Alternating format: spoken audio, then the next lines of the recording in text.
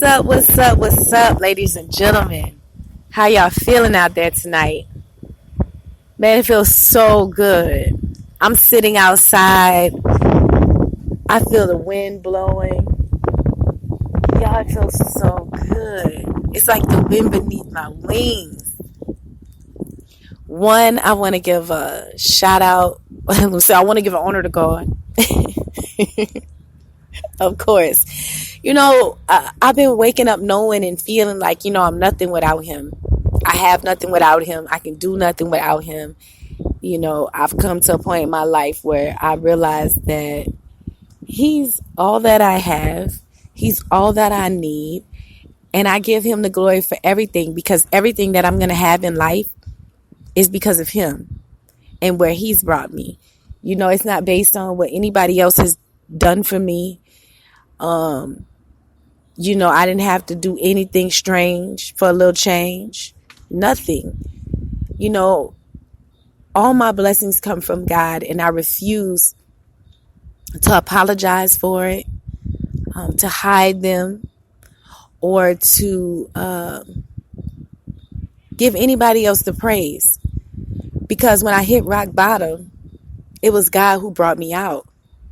A lot of people have things to say about me or my life, and they don't understand that, my family threw me to the dogs, to the wolves.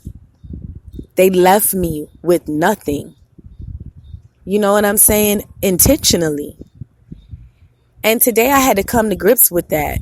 Like, wow, my family really abandoned me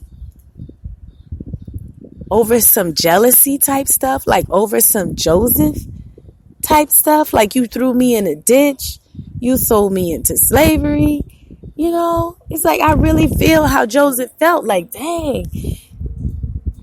Because at the end of the day, you still love your family. I don't hate my family, but I do still feel some type of way. And the holidays are coming up. And my family gets real sensitive around the holidays, And I've been thinking about, how am I going to deal with that? You ever been in a situation where somebody wronged you? Really wrong. Not like some real hurtful, painful, just heartbreaking, gut-wrenching, soul-crying, tear-jerking emotions. And then it's like, oh my gosh, I'm going to have to come face to face with them. I know the time is coming when I come face to face with them. And it's like, I don't even know what my emotions would be. Am I going to be sad? Am I going to be angry? Like, how am I going to handle it? Like, then I think about doing it the Christian way. And then I think about doing it the fleshly way. And it's just this constant tug of war in my mind, about how I'm going to play the situation. And then it brings me back to Joseph in the Bible and how he played it. It's like, now I understand, because Joseph, he was the king. And they finally came face to face with him. And he recognized them before they recognized him. You know what I'm saying? And then it's like, he was mad. Because this whole time, y'all don't know what I've been through. Man, I had to live with prisoners. I had to do all kind of stuff. All because y'all hated on me. Your family could be your biggest haters. And I'm here to say, yes, they can. Yes, your family can be jealous of you. I believe that. I know it to be true.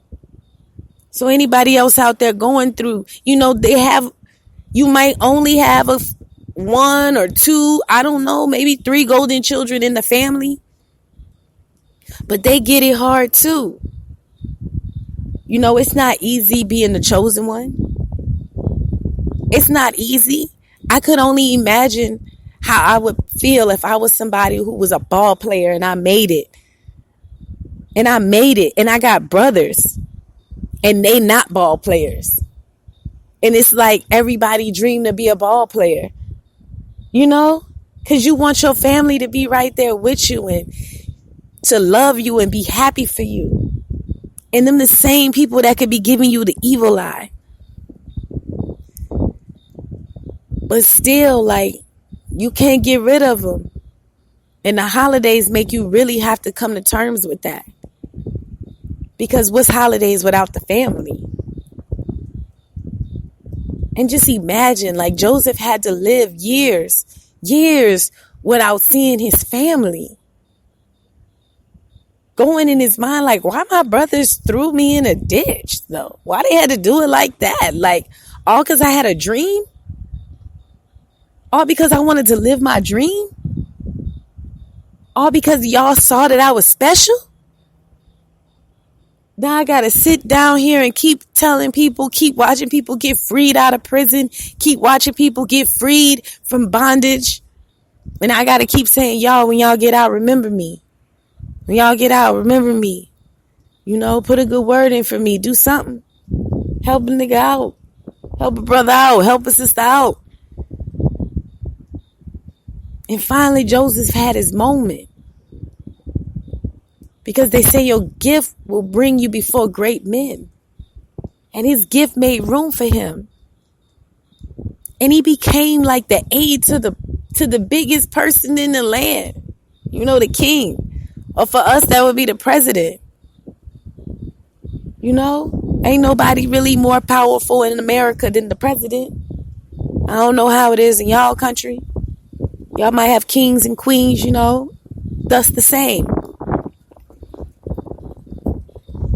But imagine not even seeing your family until they needed something. They literally was in a famine and had to come back to him. And he had to look them in their eyes. And I bet you all those days and nights that he fought and dealt with foolishness from the world and people around him. You know, going to prison and being in bondage. You dealing with all kind of people, all kind of spirits, in all kind of environments. Being fed all kind of trash. Being talked to any kind of way. People looking at you with the side eye. You haven't explained your story, not explain your story. You know what I'm saying? People don't believe you. They just, I don't know. People strange these days. They do whatever. I don't know. But it's hard finding somebody you can relate to. Especially when you're the chosen one. Because you always stand out. Even when you're not trying to. You stand out. And I could just imagine how people would have talked about him. All the backlash he might have gotten. You know, because Joseph became the trustee. Like, you know, no matter where he went, the higher ups was fooling with him.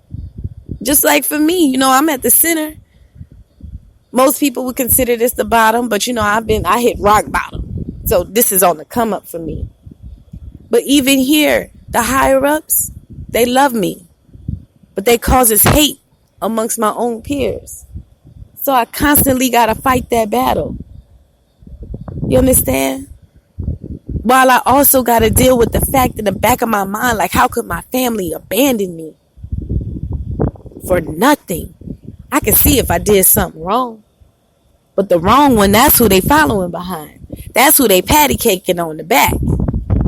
That's who the world is glamorizing. You understand? Not to tear nobody down, but I speak the truth. I speak facts, and I don't care who like it or not. That's just how I'm coming. You ain't never got to agree with me, baby. God approves of me, and that's all I need. That's why I carry on. That's why I have a smile. And that's why I wake up every day and I go hard in the paint. Because I know if God be for me, who could be against me? And if you're not with me, you're against me. And I'm with God, baby. I like saying it like that. But like I said, you know, I'm gearing up for the holidays and all of these memories are running through my mind. And I'm just like, thank God for the Bible. And not even really the Bible, for scriptures. You know, because yes, we know that the Bible has been tampered with. Yes, we know blah, blah, blah, all of that and that and this. Okay? Because think about it, right? The white man stole the Bible.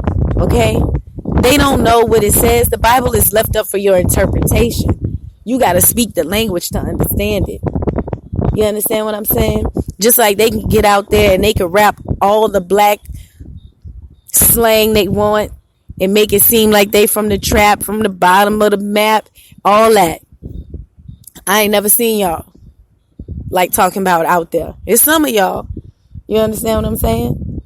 Like the trailer park people, I fool with y'all because y'all real. Y'all from the bottom, y'all understand. But the other people, what they doing? Stealing it. Rehearsing it. It's all stolen. But that don't mean it ain't ours. That don't mean we don't know the real interpretation of it. That don't mean we can't get to the bottom of it. That don't mean we can't figure out the truth. That don't mean we can't separate the truth from a lie. The real from the fake. Like God said, my children will know me. They know my voice. They know my voice. Okay? So don't be sidetracked by that foolishness about when it comes to the scriptures. Seek and you'll find. I'm sure there's plenty more books of the Bible just waiting for one of us to discover it, or waiting for several of us to discover it. You know? Who's to say Jesus ain't got his own book out there somewhere? Come on now. Some of the good parts are probably just waiting to be found. Don't let them pull the wool over your eyes. In this holiday, I want everybody to look up. Look up. Go outside. Stand outside and look up. There's a big world out there. Don't get lost unless you're wandering for a good reason. You're here for a purpose. And if you're the chosen one, I pray that you'll mount up with wings like eagles. I pray that your strength will be renewed. I pray that you will stand firm and not be moved by your haters. Be strong. Be a warrior. Be fearless. Be courageous. Be brave. And fight the good fight of faith. Keep going even when it gets dark. Keep going even though you don't know. You just know the ending. Just keep going and keep believing God, because he's the one that's going to get you through it all. I'm telling you it because I'm walking through it. And I'm leaving you the breadcrumbs behind. So don't be fooled. And don't feel lonely. Because whenever you do, you can turn this show on. And at least you got somebody that feel you, that understands you, and that's rooting for you. You're a winner. You're special. You're talented. And you're gifted. Act like you know.